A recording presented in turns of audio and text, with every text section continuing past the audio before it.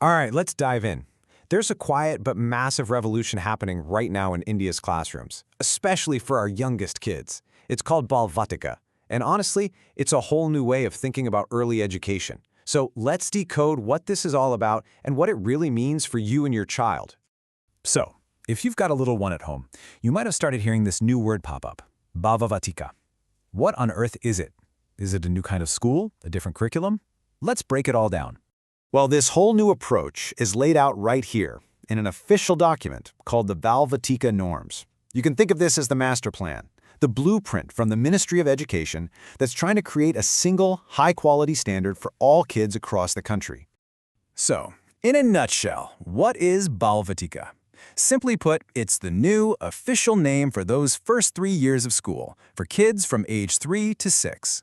It's designed to replace that whole confusing mix of words we used to use, like nursery, preschool, KG, and bring them all under one umbrella as part of India's big national education policy.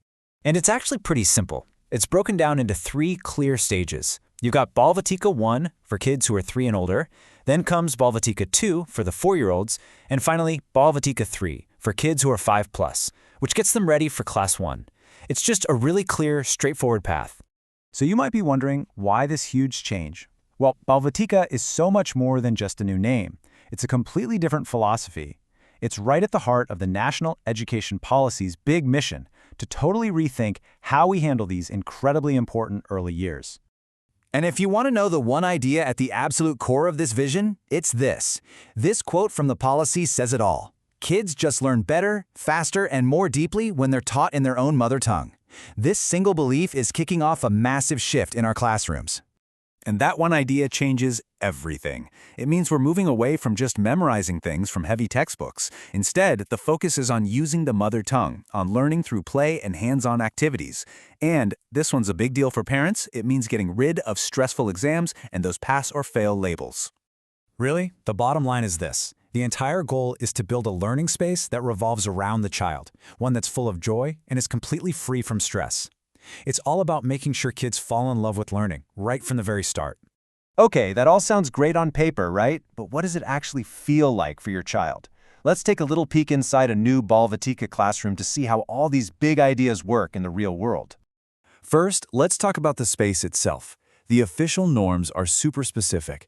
They demand things like safe, well-ventilated buildings, but also, and this is so important, dedicated outdoor play areas.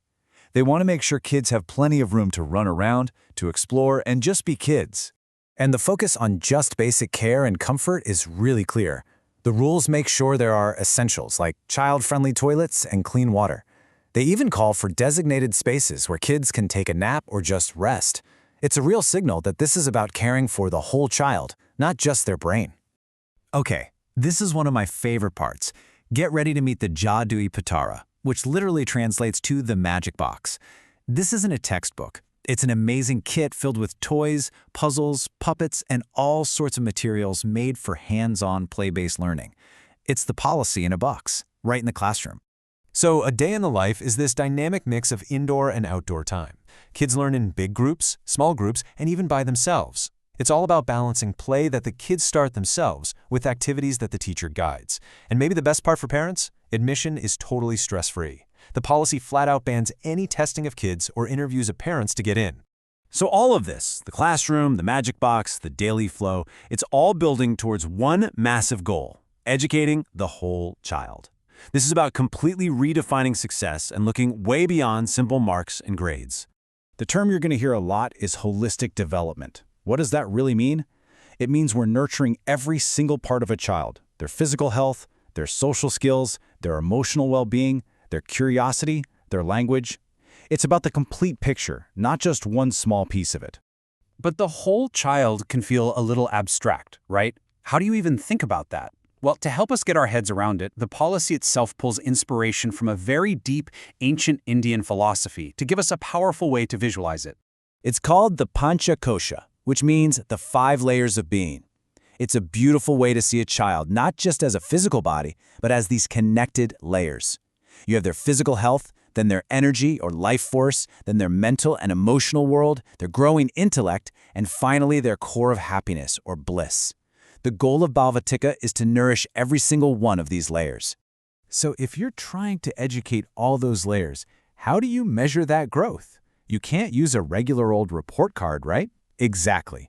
The new policy gets rid of it and brings in a holistic progress card. It totally moves away from grades and instead paints a picture of a child's unique journey and strengths, all based on a teacher's careful observation, not a single test. And this is where it gets really amazing. Even the words we use to describe progress are changing. Instead of A or B, the new progress card might use beautiful ideas to describe a child. Maybe their learning style is like a flowing stream, always exploring. Or maybe their focus is like a mountain, steady and strong. It's just a much more human way of seeing a child's growth. And that brings us to the big question, doesn't it? A system built around play that speaks a child's own language and that looks at their progress with this much compassion? Is this a more complete, a more joyful future for early education? Is this what our kids deserve? You know, based on this blueprint, it definitely feels like a very promising start.